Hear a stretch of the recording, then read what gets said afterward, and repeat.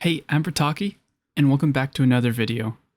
Today we're diving into a fascinating topic that is the first point of interaction between a game and its players, the main menu. So let's jump right in and discover what makes a main menu, how to create a fantastic one, and how it affects you as a player or game developer. Of course, it won't make or break the success of your game, but it will be part of all the little things that go into elevating its success. Now, the main menu is like the front door to your favorite gaming universe. You've probably seen it countless times, but may not have given it much thought. It's a screen you see when you first launch the game, usually offering options like start game, options, credits, quit, and more.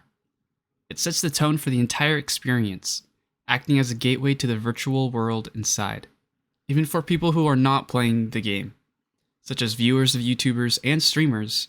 It's valuable in helping set the first impression for their viewers, so they will continue to watch the content for the benefit of both the YouTuber and the game itself.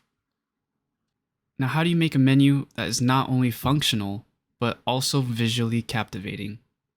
Here's the secret recipe. First, you want to understand your game's theme. Align your menu with the game's overall style. Is it a spooky horror game? A thrilling space adventure? Try to reflect that in the menu. When you use cartoon-style buttons and transitions, would it fit better more with a horror game or a party game? Here's an example of a submission into the GMTK 2023 Game Jam, which I thought the menu perfectly fit the theme of an arcade-style game. Secondly, you want to plan out the structure. Map out the menu flow, ensuring it's intuitive and user-friendly. Will it be tabular? Will it use a grid? Or showcase a carousel? Or do you want to keep it simple with a list? Some games even decide to go menuless. This game is Phasmophobia. As you can tell, it immediately throws the player into the game, immersing them as quickly as possible, which is a benefit to these horror games. Additionally, they have a tabular pause menu with a book, which helps support the immersion of the player. Although the menu is not the main point of the game, a well-designed menu can captivate players, while a poor one might turn them away. Which leads to my next point, design with consistency. Use consistent colors, fonts, and graphics that resonate with your game's theme. An example of some inconsistent menus would be in Among Us, where they seem to have retained some legacy menus. Why this would matter is that the inconsistency could interrupt the immersion or make the menu feel a little janky. Next, you can add interactions and transitions. Smooth transitions and feedback enhance the user's experience. You may want to keep it mild and concise, as too much may. You will also want to consider accessibility.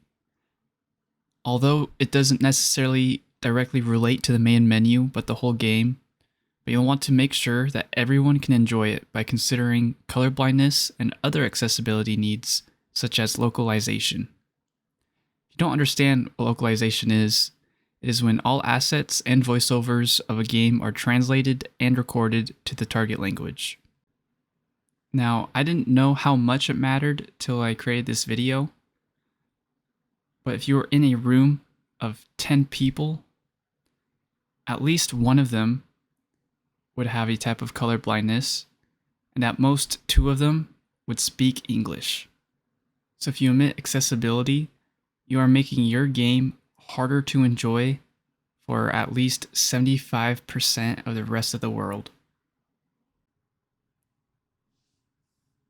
I would like to reiterate that more than just the players will see the menu. Although this may be a little bit more optional to follow, but YouTubers and streamers will often start their videos on the main menu. It's important to realize that it may also affect their audience. The first impressions can affect their content. Keep their users engaged. Future exposure of your game is optimistic.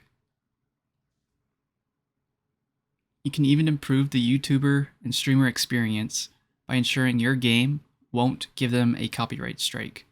This can be cleared up with music licenses, so it would be best to make it easy for them to produce content, and they may just play your game a little longer.